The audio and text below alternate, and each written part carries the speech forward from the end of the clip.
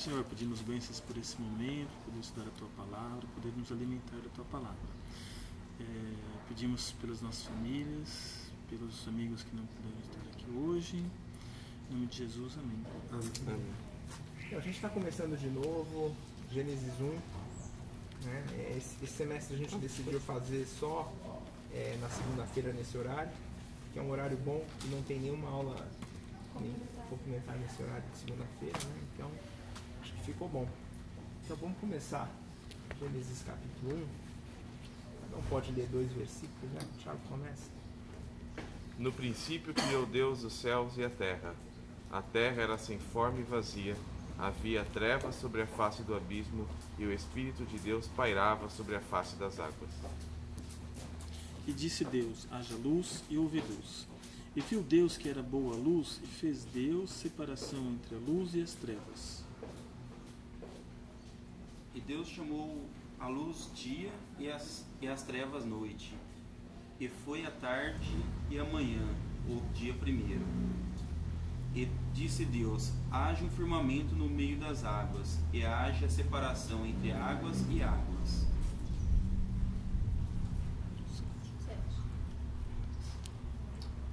Então Deus fez um firmamento e separou as águas que ficaram abaixo do firmamento, das que ficaram por cima. Assim foi. Ao firmamento Deus chamou o céu. Passaram-se a tarde e a manhã. Esse foi o segundo dia. E disse Deus, 1:8. ajuntem-se as águas debaixo dos céus num lugar, e apareça a porção seca. E assim foi. E chamou Deus a porção seca a terra, e ao ajuntamento das águas chamou mares, e viu Deus que era bom. Então disse Deus, cubra-se a terra de vegetação, plantas que deem sementes e árvores cujos frutos produzam sementes de acordo com suas espécies. E assim foi. A terra fez brotar a vegetação, plantas que dão sementes de acordo com suas espécies e árvores cujos frutos produzem sementes de acordo com suas espécies. E Deus viu que ficou bom. E foi a tarde e a manhã, dia terceiro. E disse Deus, haja luminares na expansão dos céus, para haver separação entre o dia e a noite. Sejam eles para os sinais e para os tempos determinados e para dias e anos. E sirvam de luminares no firmamento do céu, para iluminar a terra, e assim foi. Fez Deus os 2 grandes luminares, o luminar maior para governar o dia e o luminar menor para governar a noite. Fez também as estrelas. E Deus os pôs na expansão dos céus para alumiar a terra, e para governar o dia e a noite, e para fazer separação entre a luz e as trevas. E viu Deus que era bom. E foi a tarde e a manhã, o dia quarto. E disse Deus, produzam as águas abundantes, répteis de alma vivente, e voem as aves sobre a face da expansão dos céus. Criou, pois, Deus os monstros marinhos e todos os seres viventes que se arrastavam, os quais as águas produziram abundantemente segundo as suas espécies, e toda a ave que voa segundo a sua espécie. E viu Deus que isso era bom. Então Deus os abençoou, dizendo, frutificai e multiplicai-vos, e enchei as águas dos mares, e multipliquem-se as aves sobre a terra. Foi a tarde e a manhã, o dia, e disse Deus, produza a terra seres viventes, segundo as suas espécies, animais domésticos, répteis e animais selvagens, segundo as suas espécies. E assim foi.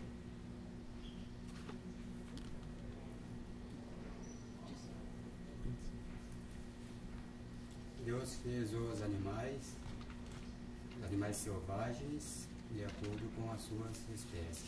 Fez os rebanhos domésticos de acordo com as suas espécies, e os demais seres vivos da terra de acordo com as suas espécies. E Deus viu que ficou bom. Então disse Deus, faça o homem a nossa imagem, conforme a nossa semelhança. Domine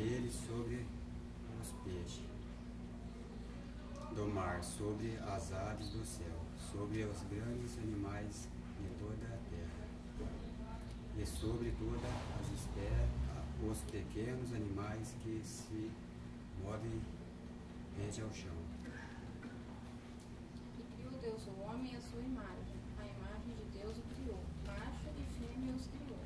E Deus os abençoou, e Deus lhe disse: frutificai e multiplicai-vos, e enchei a terra, e sujeitai-a, e dominai sobre os peixes do mar, sobre as aves dos céus e sobre todo animal que se move sobre a terra. Disse Deus: Eis que lhes dou todas as plantas que nascem em toda a terra e produzem sementes, e todas as árvores que dão frutos com sementes. Elas servirão de alimento para vocês. E dou todos os vegetais como alimento a tudo que tem em si fôlego de vida, a todos os grandes animais da terra, e todas as aves do céu, e a todas as criaturas que se movem rente ao chão. E assim foi. E vê Deus tudo quanto tinha feito, e eis que era muito bom. E foi a tarde, amanhã, o dia sexto. Bom, pessoal, Gênesis capítulo 1, a gente resolveu voltar aqui novamente, porque é sempre interessante começar do começo, né? Às vezes a gente pega um filme pela metade, e é sempre mais difícil de entender o que está acontecendo, né? Quando a gente consegue entender o que acontece no filme. Então aqui na Bíblia não é diferente. Então a gente, por isso que, como eu falo assim, como o período que a gente tem na verdade é curto, vocês vão perceber que 3 anos passam rápido, né? Aí já está no último ano, né? Parece que entrou ontem, né? E então a gente sempre tem que estar repassando. Eu acho que o livro de Gênesis é o melhor livro para a gente estar sempre repassando pelo menos umas 2 vezes ao longo desses 3 anos, porque aí você sempre vai conseguir pegar esse comecinho, né? Gênesis 1 é o capítulo fundamental para a gente entender todo o problema do homem, né? Todo o problema da criação. Aqui a gente vai entender no capítulo 1 por que Deus criou o homem. A gente vai começar a entender também um pouquinho da questão que a gente chama da delegação que Deus fez, né, para o homem. Então aqui no capítulo 1 de Gênesis a gente vai conseguir enxergar uma série dos problemas iniciais, que depois aí sim, né, se a gente entende isso, depois a gente vai caminhando ao longo da Bíblia e aquilo vai fazendo sentido. Se a gente não entender Gênesis 1, a gente meio que perde o fio da meada. Claro que a gente sempre pode voltar, né? A gente sempre vai e volta também, mas é um capítulo fundamental para a gente entender a Bíblia. Então, tem muita coisa, Gênesis capítulo 1 dá para falar um mês aqui, todo dia, não esgota o assunto, tá?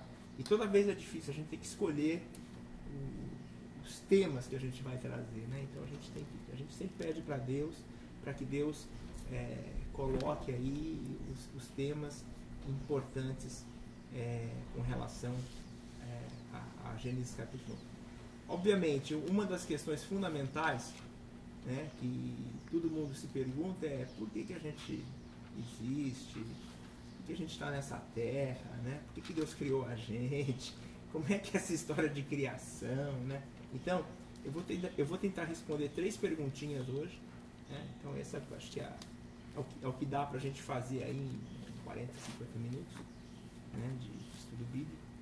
E uma questão que a gente vai tentar tratar hoje é essa questão do porquê que Deus criou o homem, né? Alguns de vocês já sabem, mas sempre é bom a gente retomar essa questão, né? Uma outra questão que eu acho muito importante de Gênesis 1 é essa história de como é que foi a criação, né? E mais para frente a gente vai ver que tem uma mudança significativa em relação à criação, a partir do capítulo 3, quando existe a queda do homem. Tá? Mas antes da queda do homem existia uma situação muito interessante. Então a gente vai tentar entender um pouquinho esse conceito, o que Deus viu que era tão bom, né? Isso é repetido várias vezes, né? Ele cria as plantas, aí ele viu que era bom, aí ele cria os animais, ele vê que era bom, ele cria o homem e vê que era muito bom. né? Então a gente vai tentar entender um pouquinho o que é esse conceito de o que Deus via e que era tão bom nessa criação e que depois foi deturpado com o pecado que entrou no... Né? E o terceiro ponto que eu acho interessante a gente entender também, desde a largada, é o mandato que Deus tinha para o homem. Então esses são os 3 pontos que a gente vai querer trabalhar hoje aqui, porque eu acho que são pontos fundamentais. Tem outras questões que a gente poderia falar, se realmente foi nessa sequência, se essa sequência de criação bate com a sequência da evolução, aí tem um monte de coisa aí, mas eu acho que não vale a pena, são detalhes menores, né? Então, só pra gente... Então, primeiro, né? Ainda com relação à criação, né? O propósito da criação, né? O propósito está aqui já quase no finalzinho, no versículo 26, né?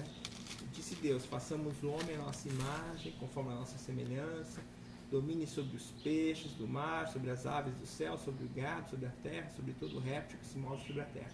Então, no versículo 26 aqui tem a razão pela qual Deus criou todas essas coisas aqui, né? Então Deus criou terra, animal, planta, estrelas, tudo isso aí, para quê? Para que o homem, né, tivesse domínio sobre essas coisas, tá? Então, a criação do homem é o elemento central do porquê que ele criou todas as outras coisas. E porque, aí falta o quê? Por que ele criou o homem, né? Ele criou o homem para que nós fôssemos o quê? Imagem e semelhança de Deus. Então esse é o princípio fundamental. Se a gente entende isso, a gente resolve um monte de dúvidas em relação à Bíblia, em relação à palavra de Deus. Por que Jesus veio? Por que Jesus teve que morrer na cruz? Por que tem os 10 mandamentos? Por que tem os profetas? Né? Por que tem a Bíblia? Certo? Se a gente entende isso aqui, a gente fala assim, o propósito, para que nós fôssemos imagem e semelhança de Deus. Então, para que a gente possa ser... Então, o homem foi criado com esse propósito, para que a gente fosse semelhante a Deus. Então, a primeira coisa que a gente tem que entender é qual que é o significado disso. O que significa ser imagem e semelhança de Deus? A gente já tem falado um pouco sobre isso. Algumas pessoas talvez ainda não tenham o conceito, mas para a gente entender o que é ser imagem e semelhança de Deus, nós temos que entender o quê? Quem é Deus, certo? Porque se eu vou ser imagem e semelhança de Deus, eu tenho que entender que Deus passa a ser o quê? Passa a ser a minha referência, certo? Então, se eu quero ser imagem e semelhança de Deus, eu tenho que saber onde é que está a referência. Então eu tenho que saber quem é Deus. E aí, é por isso que a Bíblia, né, ela foi escrita para que nós pudéssemos primeiro, né, entender quem é Deus. Porque na Bíblia está descrito os atributos de Deus. A Bíblia fala, por exemplo, que Deus é bom.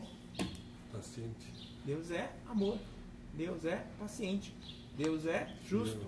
Deus é fiel. Deus é misericordioso. Deus é bondoso. Então, tem uma série de atributos de Deus que a gente só vai descobrir, a gente só vai entender, né, a partir da Bíblia. Porque sem a Bíblia a gente não teria nem chance de saber qual é a referência, né? Porque se nós somos criados para ser imagem e semelhança de Deus, nós temos que ter uma chance de entender quem é Deus, né?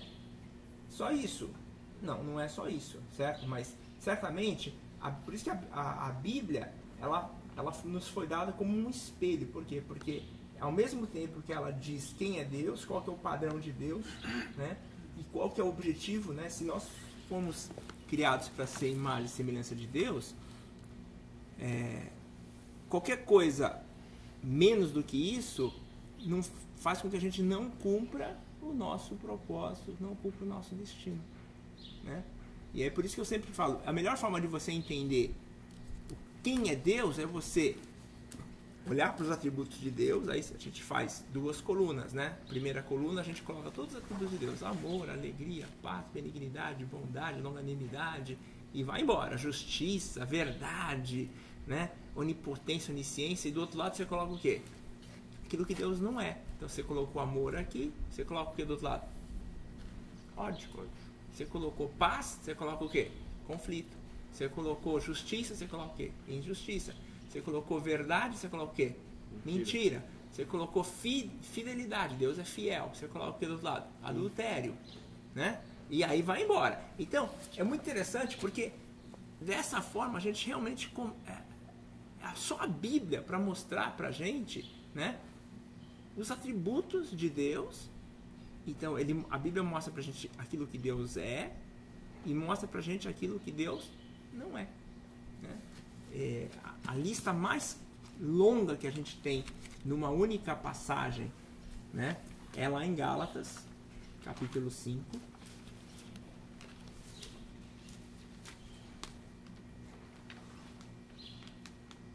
Né? E você vai ver no capítulo 5, no versículo 22, né, uma lista bastante significativa, porque aqui tem 9 atributos de Deus num único versículo. Acho que é a maior concentração de atributos de Deus num único versículo que tem na Bíblia. Gálatas 5. 5, 22.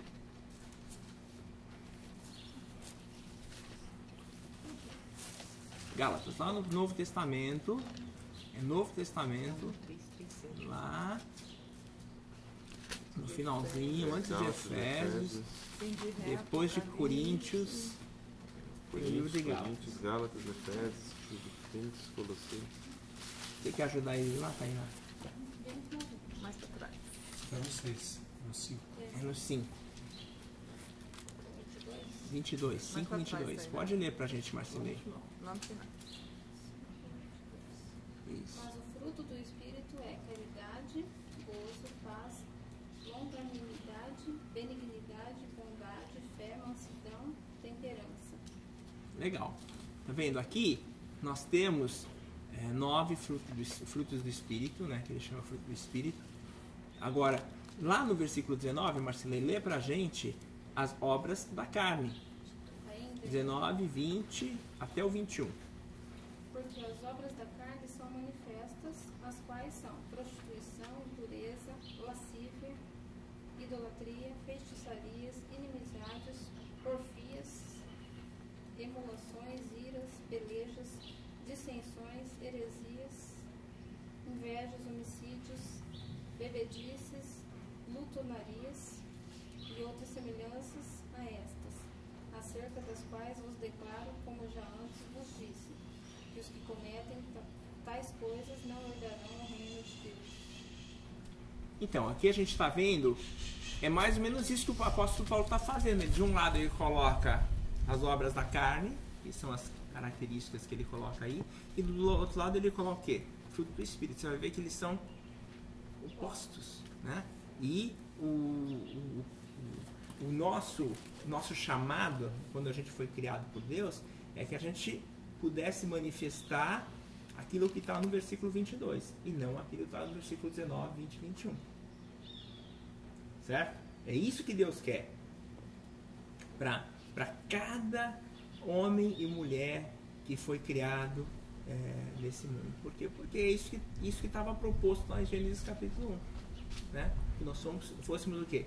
Imagem e semelhança de Deus. Então aqui é uma boa forma da gente entender o que é ser imagem e semelhança de Deus. Só para vocês entenderem um pouquinho mais, né?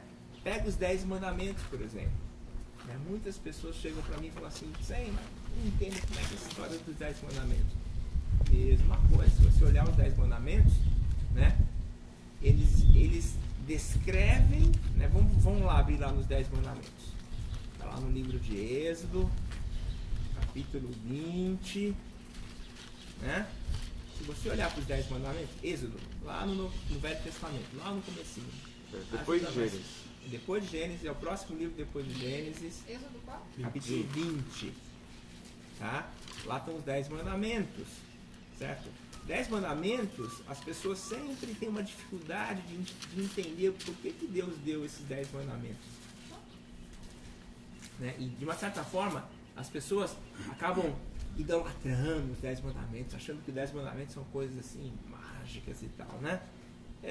Mas aqui, ó, fala assim: eu sou teu Deus, Senhor teu Deus, te tirei do Egito, não terá outros deuses diante de mim, não farás para ti imagem de escultura, nem alguma semelhança do que há em cima dos céus, nem debaixo da terra, nem das águas debaixo da terra, não te encurvarás a elas, nem servirás, porque eu sou Senhor teu Deus, o seu Deus zeloso, papapá. Então aqui, o primeiro mandamento é o quê? Não terá outros deuses, tá? Por que não terá outros deuses? Está diretamente ligado à imagem e semelhança de Deus. Deus é único. Deus é único. Outra coisa, se eu tiver um Deus lá e eu começar a adorar esse Deus, né, eu vou querer ser igual a esse Deus. Então já fere o propósito da criação, que eu fosse o quê? Imagem e semelhança de Deus. Por isso que ele começa com essa história de não terá outros deuses, não fará imagem de outros deuses. Por quê? Porque Deus queria que nós fôssemos o quê? Imagem e semelhança dele. Tá? É por isso que depois ele começa com uma série de mandamentos. Se você olhar para os outros mandamentos, você vai entender. Essa história do sábado, né? Qual que é essa história do sábado? Né? Por que tem que guardar o sábado? Né? Sábado significa o quê? Descanso. Né? Então, uma das coisas interessantes, Deus não queria que nós fôssemos imagem e semelhança dele. Né? Se você olhar na história da criação, certo? Deus descansou no 7º dia, certo? Então, se Deus descansou, nós também devemos descansar. Então, tá aqui o ser imagem e semelhança de Deus, né? Por quê? Porque você me pergunta, Deus precisava descansar? Deus se cansa? Não, ele não se cansa, mas nós nos cansamos. Ele sabe que a gente se cansa. Então, Deus, sabendo que a gente precisava do descanso, sabendo que a gente tinha que ser imagem e semelhança dele, ele descansou para dar o exemplo para que nós pudéssemos descansar. Vamos continuar mais um pouquinho aqui, né? Honra teu pai e tua mãe, né? Essa questão de honrar pai e mãe, tem alguma coisa errada com isso aqui? Não, né? É uma questão de você honrar, né, as pessoas, de você não desprezar as pessoas, de você não achar que você é melhor que os outros, né, de você não se orgulhar, né, e falar, eu sou melhor que meu pai, eu sou melhor que a minha mãe. Então tem aqui essa questão de honrar, né, de se colocar na devida posição. Depois, não matarás, né? Por que ele coloca não matarás aí? Porque Deus é vida. Vida é um atributo de Deus. Então, como vida é um atributo de Deus, a gente coloca na coluna de cá, e aí o não matarás, ele aparece aqui como um mandamento. Não vai matar. Por quê? Porque Deus é vida. Não adulterarás. Por quê? Porque Deus é fiel. Está na fidelidade de Deus. Não furtarás. Por quê? O furto, né, ele tem a ver com injustiça. Certo? Eu estou furtando. Tanto que a pessoa que rouba, né, se ela é presa, ela vai para onde? Vai para frente do juiz, né? Então, aqui é uma questão de injustiça. Então, como Deus é justo, ele fala, não furtarás, né? Não dirás falso testemunho contra o teu próximo, né? A questão do falso testemunho é o quê? É mentira. Por que a gente não deve mentir? Porque Deus é verdade, né? Não cobiçarás a casa do teu próximo, Por que a gente não deve cobiçar? Porque a gente deve estar satisfeito com as coisas que Deus dá pra gente. A gente tem que ter um coração contente, contentamento, né? É um outro atributo de Deus que a gente precisa manifestar na nossa vida. Então a gente não deve cobiçar a coisa dos outros. Então, você vai ver que no final, 10 mandamentos, ele tem uma ligação direta com o quê? Com ser imagem e semelhança de Deus. É só isso, né? Podia ter 50 mandamentos? Podia, porque era só você pegar o resto, né? Os outros atributos de Deus e ir colocando ali e tal, né? Não serás preguiçoso, não... Aí vai embora, né? Certo? Poderia ter muito mais coisa. Tal, Deus colocou esses 10 aqui para dar uma ideia, esses 10 aqui, só que 10 mandamentos é suficiente? Quer dizer que se eu mantiver os 10 mandamentos, se eu cumprir os 10 mandamentos, quer dizer que eu vou para o céu? Não, de forma nenhuma. Os 10 mandamentos é só uma ilustração, é Deus aqui lembrando pra gente, gente, isso aqui né? É uma lista do que você não deve fazer. Por quê? Porque você tem que ser minha imagem e minha semelhança. Ele aponta para essa questão de ser imagem e semelhança de Deus. Ele não é uma coisa desencontrada, não é um outro negócio que Deus chegou e deu assim e falou, então daqui para frente é 10 mandamentos. Não, já vinha. 10 mandamentos é apenas uma ilustração, assim como lá no livro de Gálatas também é uma ilustração, né, do propósito que Deus quer para cada ser humano, para cada um de nós, né, que nós sejamos a imagem e semelhança de Deus. Tudo bem até aqui? Deu para entender? Porque daqui para frente a gente vai ver que esse é o objetivo, esse é o grande alvo, né, de sermos imagem e semelhança de Deus, da gente manifestar esses atributos de Deus na nossa vida, né? E só mais uma questão aqui, você vê, Deus ele vai separando, né? Ele separa a água de luz, quer dizer, luz das trevas, ele separa a água de terra, ele vai separando as coisas aqui, né? E aqui também tem um princípio muito importante, certo? Um dia ele também vai separar aqueles que são imagem e semelhança de Deus daqueles que não são imagem e semelhança de Deus. Eu sempre falo, Deus é extremamente justo, né? Pessoa que gosta de bagunça, gosta de trair, né? Gosta de adulterar, gosta de mentir, gosta de roubar, certo? O que essa pessoa vai fazer lá no céu? No céu não tem nada disso, né? Então, essa pessoa vai para o inferno, eu falo assim, não é por nenhuma outra razão, não, é porque ela, no final, ela está escolhendo ir para o inferno, ela não gosta das coisas de Deus, ela não quer ser imagem e semelhança de Deus. Então, ela tem que se separar de Deus, porque Deus, lá no céu, só vai ter as coisas de Deus. Se a gente não gosta das coisas de Deus, é melhor não ir para lá. Né? É uma conclusão muito óbvia, né? Mas que muitas vezes as pessoas colocam de uma forma, porque o cara é pecador, não sei. Não é que ele é pecador, é que ele gosta daquelas coisas, é a natureza dele, ele ama aquelas coisas, né? Então ele não tem lugar lá no céu. Segundo ponto aqui, então, o primeiro ponto que a gente queria trazer hoje era essa história de imagem e semelhança de Deus. Tudo começa nesse entendimento. Se a gente não entender isso, a gente vai ficar dando volta, mas não vai chegar na razão. Por que afinal que eu tenho que estudar a Bíblia? Por que essa história de Jesus, de sangue na cruz e tudo mais?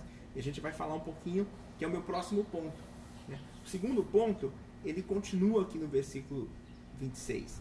Ele fala assim, então, Deus, ele criou o homem para que o homem fosse imagem e semelhança dele, tá? E que mais? E ele delegou, ele deu domínio de toda a criação para esse homem, que está no logo depois. Ele fala assim, domine sobre os peixes do mar, sobre as aves do céu, sobre o gato, sobre toda a terra, sobre todo o réptil que se move sobre a terra, tá? Aí depois no 28, ele repete, ele fala assim, e Deus os abençoou, e Deus lhes disse, frutificai e multiplicai-vos, enchei a terra, e sujeitai-a, dominai-a sobre os peixes do mar, sobre as aves do céu, sobre todo animal que se move sobre a terra. Aqui tem um segundo ponto muito, muito importante que a gente precisa entender, quando a gente está falando aqui, né? Que é mais ou menos o seguinte. O seu nome, como é que chama? César. Imagina que, César, você tem uma casa que você mora e você tem uma outra casa que você resolve alugar. Aí você vai e aluga, né? Aluga para o Alan. Né? A casa é sua, você tem a escritura dela, ela pertence a você e você alugou para o Alan, tá? Aí chega no final de semana, você está com vontade de comer uma picanha, aí a casa é sua, certo? Aí você tem a chave, porque, né? Você pega a chave, abre a casa, vai na geladeira dele, pega a picanha e vai fazer churrasco. É isso? Hã? Não? A casa é sua. Hã? A casa é sua. Só que você alugou para ele. Né? Você pode fazer isso? Não. Não? Tem certeza? Então, é mais ou menos isso é essa situação que essa segunda parte do versículo ela descreve pra gente, tá? A terra, depois que Deus criou a terra e todas as coisas, depois da criação, Deus foi e arrendou a terra para o homem. Não é interessante? Ele criou tudo isso aqui é dele, certo? Ninguém tem dúvida disso. Mas ele arrendou a terra, todos os animais, tudo. Ele falou, você vai lá, você domina, você sujeita ela, tal. Você que é o dono agora do pedaço, né? E pela tradição judaica, a terra foi arrendada para o homem por 6.000 anos. Tá?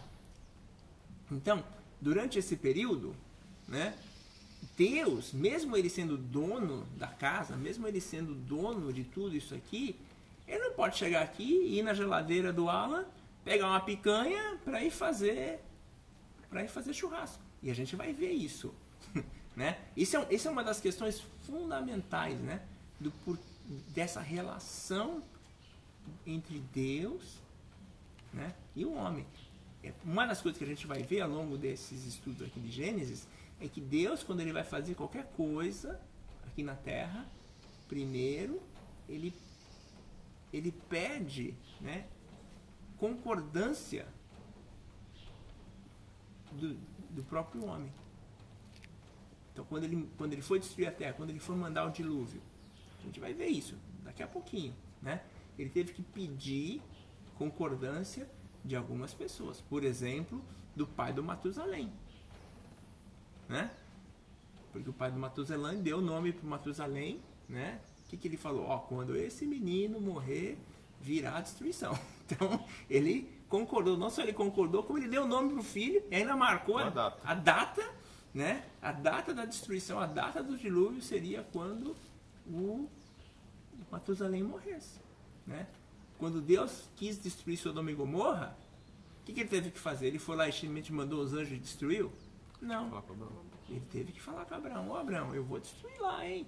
Aí o Abraão tem aquela negociação, tal, se tiver 50 justo, se tiver 45, 40, 30, 20, 10, né? Até que parou em 10. Né? Aí tá bom. Então, Abraão, né? Como se você chegasse na casa, Alan, eu vou fazer uma picanha. Aí o Alan fala assim, tem uma picanha lá na geladeira, se você quiser, você pode pegar, né? Aí tudo bem, né? Aí você pode ir lá pegar, não pode? Ele é o dono da casa e ele autorizou, né? Ele não é o dono, mas ele é o inquilino, certo? Ele é quem tá morando lá, né? Então, ele tem que autorizar, aí você vai lá e faz, certo? Então, esse segundo conceito é um conceito que vai permear também, que vai explicar uma série de situações de por que Deus, quando vai fazer certas coisas, ele precisa da autorização. Parece que Deus quase que pede permissão, né, do homem para fazer as coisas aqui. Então a gente vai ver uma série de situações, tá, em que essas coisas acontecem. E eu creio que é assim mesmo, né? Porque a Bíblia descreve isso, e a situação que nós vemos aqui no Gênesis capítulo 1, versículo 26 é exatamente essa, né? Deus está dando o domínio, ele está dando autoridade ao homem de todas as coisas. Tanto que uma das coisas que Satanás fez, para Satanás se tornar o príncipe desse mundo, foi que Satanás ele conseguiu o quê? Colocar o homem debaixo da autoridade dele. Aí, como Deus tinha dado autoridade para o homem e não para Satanás, mas a partir do momento que Satanás controla o homem através do pecado, através da conquista da carne, dos olhos, soberba da vida, a gente vai falar muito sobre isso também aqui, né? Essas três coisas. Satanás, então, passa realmente a ter domínio sobre esse mundo. Tá? E Deus, nesse ponto, não dá para fazer nada, porque ele realmente deu, né, esse domínio para o homem, tá? E se o homem entrega isso para Satanás, entregue, Deus também respeita isso, né? Então, aqui estão algumas questões básicas para a gente ir entendendo essa questão da Bíblia, né? E aqui também explica, já de cara, né? Já explica uma questão muito interessante também, né? Por que Deus, então, né, tem que vir na forma de homem? Porque é um negócio esquisito, né? Para que Deus tinha que vir aqui na forma de homem? Deus não podia mandar um raio assim, lá de cima e já resolver todo o problema? Uma das coisas que eu acho que é intrigante na Bíblia também, né? Por que Jesus tem que vir na forma de homem? Certo? Porque para fazer a obra de Cristo, você vê que um dos episódios que aparece lá na Bíblia antes da crucificação de Cristo, né? É quando Deus coloca aquele cálice, né? E pede para Jesus beber, né? O que está falando ali? Quer dizer, mesmo para fazer aquele processo todo, né? Um homem tinha que concordar, né? E para fazer aquela obra de Cristo, por isso que Cristo teve que vir na forma de homem, certo? Porque não teria nenhuma outra pessoa capaz de concordar, né? E ter o efeito, certo? Então Jesus realmente tinha que vir na forma de homem para resolver essa questão do pecado, né? Porque nenhum outro homem poderia ter tomado o lugar de Cristo, nenhuma outra pessoa, né? Poderia ter feito aquilo que Cristo fez, que foi morrer pelos nossos pecados, porque todo mundo era pecador. Então essa é uma razão já, né? Pela qual e está debaixo desse mesmo princípio, né? Esse princípio de que como a terra, todas as coisas da terra estavam debaixo da autoridade do homem, né? Precisava de um homem para resolver esse problema. Desculpa, gente. A gente depois vai ver várias instanciações disso ao longo da Bíblia, né? A Bíblia mostrando Deus, na verdade, como que pedindo autorização, né, do homem, e o homem participando das decisões junto com Deus, tá? E isso é uma das coisas que eu falo assim, que é super intrigante na questão da história da Bíblia. O terceiro ponto que eu queria trazer hoje é essa questão do e viu Deus que era bom,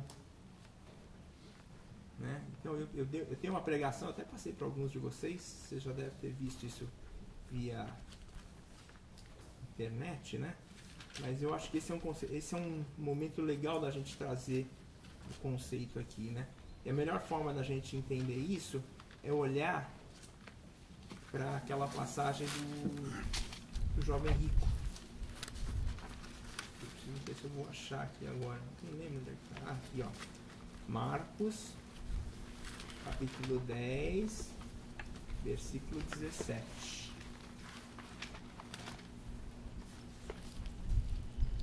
Vai até...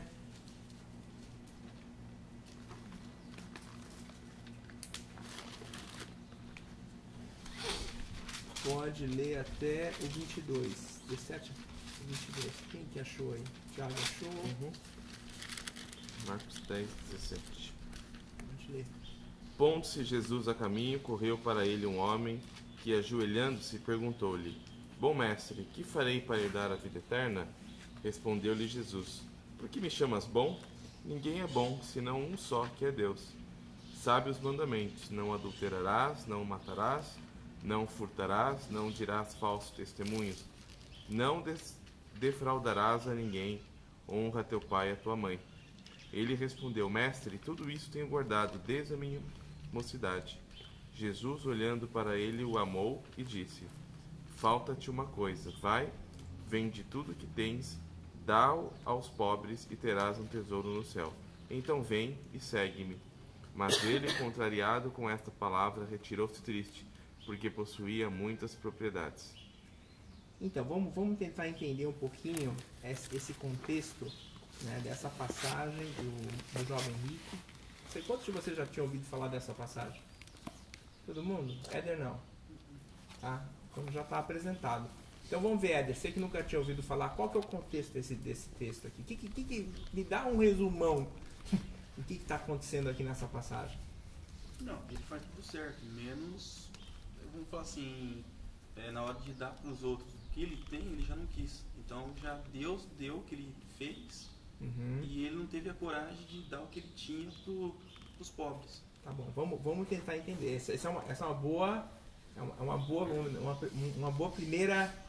primeiro approach esse texto, tá? Mas a gente vai aprofundar um pouquinho mais para a gente tentar entender. A primeira coisa que eu quero que você chame, que eu quero chamar a atenção de vocês aqui, né, é os versículos 17 e 18, né? Aparentemente, quando você lê esse texto aqui, a sensação que dá é que versículos 17 e 18 é uma conversa, né?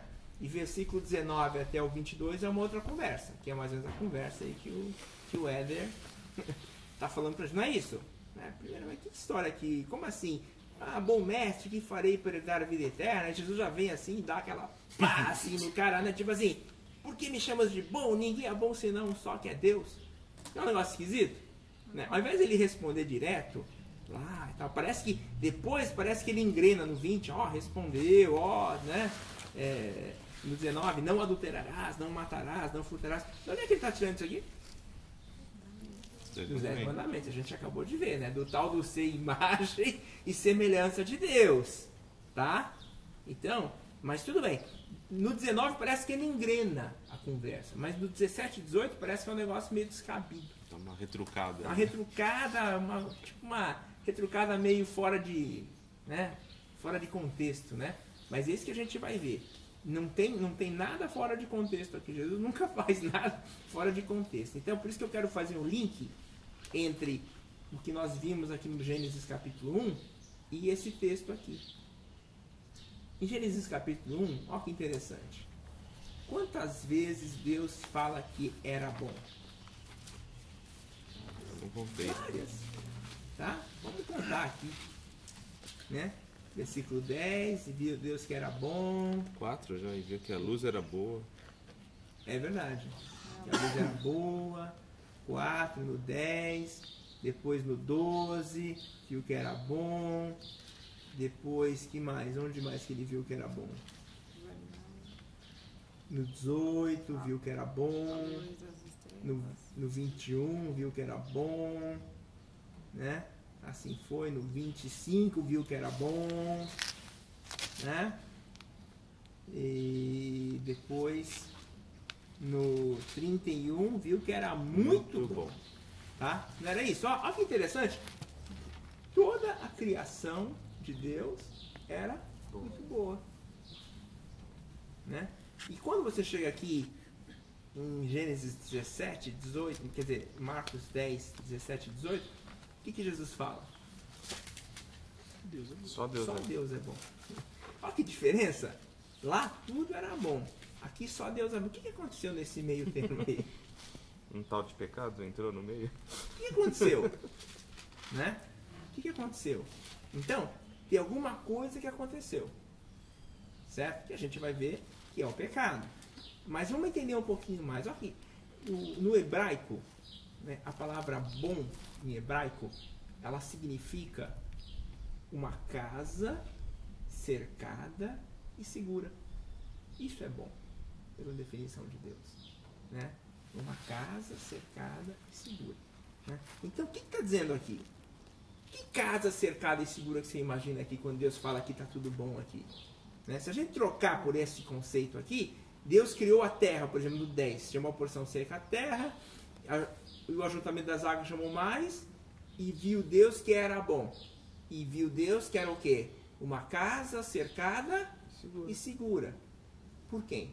Pelo próprio Deus, certo? Deus é que estava cercando. Aquilo estava debaixo do domínio de Deus. Estava debaixo da autoridade de Deus. Estava debaixo, ela estava cercando. Deus estava cercando e protegendo aquilo. Isso é bom.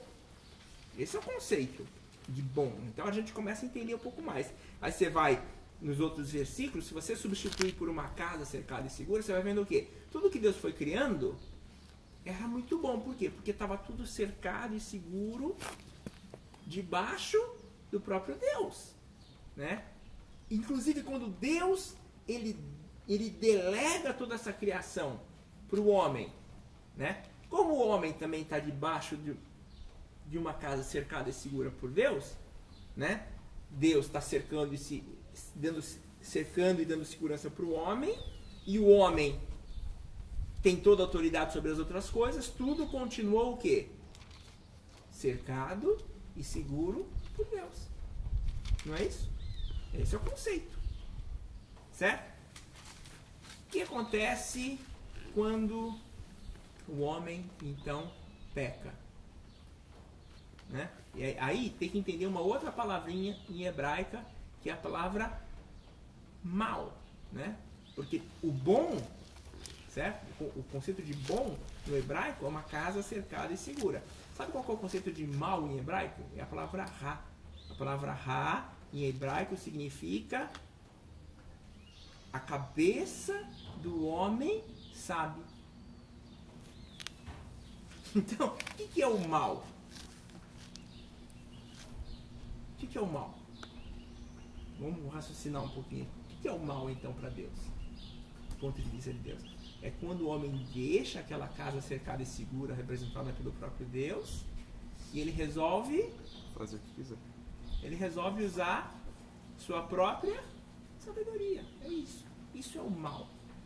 Então, é por isso que quando o homem, né, a gente vai ver um pouquinho mais pra frente, lá no capítulo 3, quando o homem resolveu comer do fruto da árvore do conhecimento do bem e do mal, por que era uma árvore do conhecimento do bem e do mal? Porque eu sempre falo assim pra vocês, o bem, ele já conhecia, que era uma casa cercada e segura. Ele já estava no bem.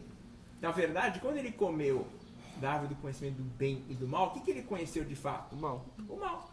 O bem já conhecia. Porque o bem já conhecia, né? Então ele saiu debaixo dessa casa cercada e segura de Deus e foi viver sua própria vida. Foi viver de acordo com aquilo que a sua cabeça decidia. É só isso. É por isso que a partir daquele ponto, a partir do ponto do pecado, como o homem, ele então saiu debaixo, né, da presença de Deus, ele saiu debaixo daquela casa cercada e segura, e ele passou então a ser, assim, o tomador de decisões, certo? Então, tudo ficou o quê? Ficou mal. O que continuou bom? Deus. Só Deus. Então, vamos voltar lá para Marcos, capítulo 10. A questão. Agora a gente vai tentar ver se a gente consegue aprofundar nosso entendimento da resposta que Jesus dá para o jovem rico. Certo? Ó, dentro disso, a gente vai falar assim, a resposta que Jesus dá para ele, só Deus é bom. Só há bom, ninguém há bom senão um que é Deus. Só Deus é bom. Por quê? Porque de agora em diante, todas as coisas estão debaixo do homem, saíram da casa cercada e segura que representa Deus, né? E estão debaixo da sabedoria humana. Então tudo isso é mal, mas Deus continua bom, tá? Continuando aqui, no 19 ele fala dos 10 mandamentos, certo?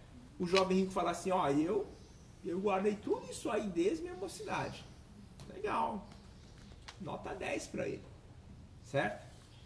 E Jesus, olhando para ele, o amou, ele disse, falta-te uma coisa, vende tudo quanto tem, tá aos pobres e terá um tesouro no céu, vem e me segue, tá? Você vê, a questão aqui, Éder, não é que ele não queria dar as coisas para os pobres, porque eu tenho certeza que ele até dava, como um bom judeu, ele dava lá suas esmolas e tal, ele dava, tá? Qual que é a proposta de Jesus aqui para ele? Oi? Abre mão de tudo. Abre mão de tudo. Por quê? Ó, vamos olhar, né? O que é ser bom? Bom é você ter uma casa cercada e segura, concorda? Onde que estava alicerçado a casa cercada e segura do jovem rico? Onde estava? Nas riquezas. Ele achava que aquelas riquezas é que iam garantir para ele uma casa cercada e segura. Não é verdade? É ali que estava a segurança dele, né? É por isso que no começo aquela história do bom mestre tal, tem tudo a ver, porque eles são judeus, eles entendem o conceito original. A gente não entende, né? Mas eles entendem o conceito original dessas palavras. Então é como se Jesus tivesse falado assim, ó, você está baseando sua segurança, né? Você está nas suas riquezas. Você acha que é a sua riqueza, que é o seu dinheiro, que te dá uma casa cercada e segura. Então o que Jesus fala assim? Não, mostra para mim que não é isso. Você vai ter que largar, você vai ter que vender, você vai ter que dar para os pobres tudo isso aqui. Por quê? Porque a verdadeira casa cercada e segura está onde? Está em Deus. Esse era o problema dele. O problema dele não é avareza. Não é que ele não dava para os pobres. Eu tenho bastante aqui, isso aí, se tivesse colocado aqui, dar esmola para os pobres, ele ia falar, eu também dou. Né? O problema dele não é esse. O problema dele é onde que está o alicerce, onde que está a segurança dele. Em quem ele realmente confia. Né? E ali naquele ponto, o que Jesus? Jesus testou ele bem na ferida, vamos falar assim, né? Foi ali no calo dele, certo? Para um outro, talvez, Jesus não peça para você vender tudo e dar para os pobres. Ele não pediu para mim, não pediu para um monte de gente. Por quê? Porque o meu calo pode ser em outro lugar, né? Certo? Mas aqui no caso do jovem rico, o calo dele, o ponto fraco dele, era exatamente esse. Né? Porque ele confiava nas riquezas dele, certo? Para garantir a casa cercada e segura que ele tinha. Né? Então, aí ele fala, falta-te uma coisa, vende tudo quanto tens, dá aos pobres e terás um tesouro no céu, vem e me segue. Aí vem a parte do vem e me segue, tá vendo? Certo? O vem e me segue, ele é depois que eu abri mão de tudo. Depois que eu abri mão de todas as coisas. Você vai ver que esse chamado do jovem rico, ele é muito parecido com um chamado, e a gente vai estudar mais sobre isso, né? Mas já vamos adiantando o assunto. Gênesis capítulo 12 é o chamado de Abraão. A gente costuma falar que o chamado de Abraão é o mesmo chamado do jovem rico. Só que ele vem expandido, né? De mais detalhes. Gênesis capítulo 12, versículo 1 e 2, né? Quem que pode ler pra gente aí? Tá aí na letra, gente? Ora, o Senhor disse a Abraão, sai-te da tua terra, da tua parentela, da casa do teu pai, para a terra que eu te mostrarei. Eu farei de ti uma grande nação, abençoar-te-ei e engrandecerei o teu nome, e tu ser uma bênção. Legal. A gente vai voltar bastante para esse versículo. Para mim, esse versículo, ele é a chave e é o início de toda a vida cristã. Assim como lá no capítulo 10 de Marcos, o que Jesus falou para eles? Vai, vende toda a riqueza e me segue. Aqui, Abraão também é chamado para deixar tudo. Ele fala, sai da tua terra, depois a gente vai estudar com mais calma o que significa isso, da tua parentela, da casa do teu pai e vai para a terra que eu te mostrarei. No fundo, ele não falou vai para Canaã, ele falou me segue. É isso que ele está falando. Então a gente fala sai e me segue. Da mesma forma que o jovem rico. Ó, é que no jovem rico, Jesus foi direto na medalhinha, já foi aonde estava o ponto fraco dele, né? Ó, é riqueza, larga isso aqui. Mas no caso de Abraão, tá? São as três coisas que são as três coisas fundamentais que a gente tem nessa vida, que nos prende aos nossos pecados, né? Que é a concupiscência da carne, a concupiscência dos olhos, soberba da vida. São essas três coisas. Então é a terra, a parentela e a casa do pai. Então nós temos que largar, nós somos chamados para largar essas três coisas e seguir a Cristo. Esse é o chamado. É o mesmo chamado do jovem rico. Tá? E aí sim, quando a gente largar e a gente seguir, aí qual que é a promessa de Deus? Ele vai fazer a gente uma grande nação. Então a terra que eu larguei, ele vai recompensar fazendo a gente uma grande nação, né? A parentela que eu larguei, ele vai me abençoar. E a casa do pai que eu larguei, ele vai engrandecer o meu nome, né? E aí sim a gente vai poder ser uma bênção para as outras pessoas. Esse é o chamado. Tá? Se tem 2 versículos na Bíblia que explicam, né, todo o esqueleto do Evangelho, né? Ele está aqui, Gênesis 12, versículo 1 e 2. Né? A única coisa que está faltando aqui, né, é o como, né? Como? Através do sangue de Cristo. Mas está tudo aqui resumidinho, para quem gosta de resumo, para quem gosta de big picture, está aqui. Né? Isso aqui é todo todo o resumo da vida cristã. O resto da Bíblia é para ampliar, para ilustrar, para falar das coisas, né? Que está resumido aqui nesses dois versículos. Então, só para a gente terminar, os pontos que eu queria ressaltar hoje, né? É exatamente isso. Propósito de Deus para a nossa vida, que nós sejamos imagem e semelhança de Deus, né? Segundo ponto, né? Essa questão da delegação que Deus dá para o homem. Isso é muito importante. Isso já aparece de cara em Gênesis capítulo 1. É muito importante a gente entender, porque senão a gente não entende muito bem qual que é o papel do homem em tudo isso aí, né? Muitas pessoas ficam falando, mas isso aí Deus podia resolver, ele que se vire, né? Mas por alguma razão Deus escolheu fazer dessa forma, sabe? Eu acho incrível como Deus Todo-Poderoso, ele se limita, né, a fazer as coisas apenas através do ser humano. Por quê? Porque ele escolheu delegar a autoridade da terra e toda a criação para o ser humano. É por isso que quando a gente entende isso, a gente consegue entender muito bem aquela oração do Pai Nosso que fala, né? Seja feita a vossa vontade aqui na terra como no céu. Porque a vontade de Deus aqui na terra, ela se manifesta através dos filhos dele. Através das pessoas que vão estar em sintonia com a vontade de Deus. Aí as coisas acontecem.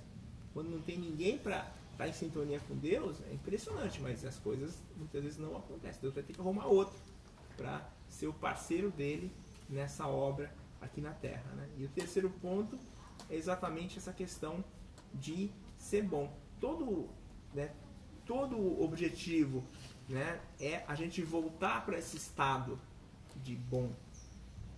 Esse é o processo, certo? Hoje, nesse mundo, né, quando nós estamos separados de Deus, não tem nada bom. Mas a partir do momento que a gente retorna para Deus, a gente volta, né, a habitar naquela casa cercada e segura por Deus, aí sim a gente pode ser bom, a gente pode expressar um dos atributos de Deus, que é a bondade do próprio Deus. Tá bom? Amém? Perguntas, dúvidas? Deve estar com uma cara assim de quem está pensando.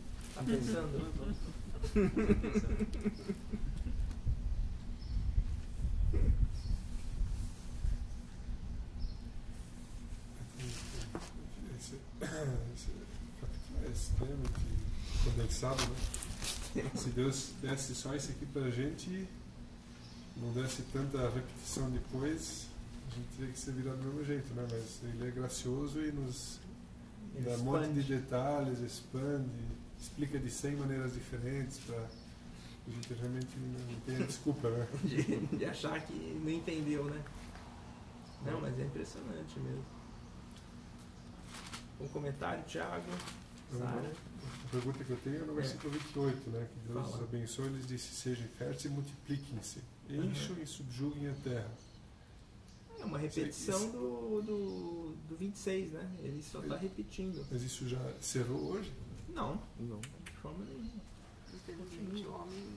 Você vê que o homem não está mais fazendo isso. O homem fica Ele está fazendo acumulado o na contrário. cidade, que não era para ser feito no plano original, e de vez está expandido em todo o território. Começou lá em 11, né, com Nimrod. O pensamento Nimrod lá no 11. mundano hoje é: temos pessoas demais, né? Temos que eliminar. As pessoas estão destruindo o mundo. Esse é um pensamento bem claro. E de fato, as pessoas estão destruindo o mundo. Né? Por causa do pecado, né? Se usasse como foi projetado. Acho que o ser humano, a gente está pecando em quase qualquer mandamento que Deus deu para nós, né? Isso é porque a maldade humana ela está ligada diretamente à sabedoria humana, né? A cabeça do homem sabe. Esse é o significado da maldade mesmo. Impressionante, né? Porque a gente sai debaixo daquela condição de estar numa casa cercada e segura por Deus e a gente resolve querer fazer nosso próprio sistema. Você vê, o ser humano tenta, né? Ele tenta. A gente tenta fazer esse seguro social, tenta fazer, né, saúde, plano de saúde e tal, mas não consegue resolver os problemas do mundo. Não consegue. Então quer dizer que não significa que o homem sabe. A cabeça do homem sabe. Puxa É vida. isso. Fala pra cá. A cabeça dos judeus é assim. É como eles interpretam essas coisas, né? Porque a palavra Ra, ela tem o Resh, que é a letra R, né, em hebraico, que significa a cabeça do homem, e a palavra Ain, que é um olho, que representa sabedoria. Então, se você juntar as duas, ela é a cabeça do homem, sabe? Sabedoria humana. Nossa. Muito doido. Obrigado, Cassiano. Mas faz sentido, né? Porque a gente é extremamente limitado, né? Quando a gente acha que a gente sabe, É, porque através da sabedoria humana que a gente sai debaixo do que é bom, né? Que é debaixo daquela casa cercada e segura por Deus. Esse é o problema.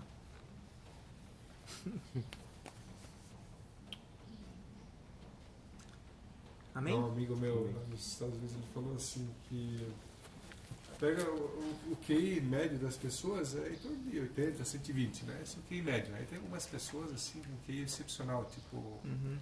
o Steve Hawking lá, que deve ter um QI de quase 200. E ele chegou à brilhante conclusão de que Deus não existe. Então, O QI infinito não existe. que coisa, né? Mal mesmo, né? Isso aí, tá bom. Então vamos orar. Já claro pra gente agora, acho que o almoço já. Querido Deus, Senhor, nós te louvamos, Pai, por tua palavra, pelo teu amor, pela tua paciência, Senhor, pela bondade que o Senhor tem para conosco, Pai, por ter nos dado tudo. E te pedimos, Pai, que o Senhor tenha misericórdia de nós, Pai, que restaure em nós, Pai, a cada dia a tua imagem, a tua semelhança, Pai. Cria, Senhor, em nós um coração puro, como diz a tua palavra também, e renova, Pai, em nós o teu Espírito Santo, Pai, que possamos seguir, Pai, nessa caminhada junto contigo, Pai, e nos usa também, Pai, para anunciar o teu Evangelho, para a tua salvação, essa verdade tão preciosa, Pai. Abençoa esses estudos que se iniciam esse ano, que possamos ser sal, possamos ser luz aqui, Pai, nessa faculdade, Pai. E abençoa também o alimento que vamos ter agora, Senhor. Nós te agradecemos por tudo, em nome do teu Filho Jesus Cristo. Amém. Amém.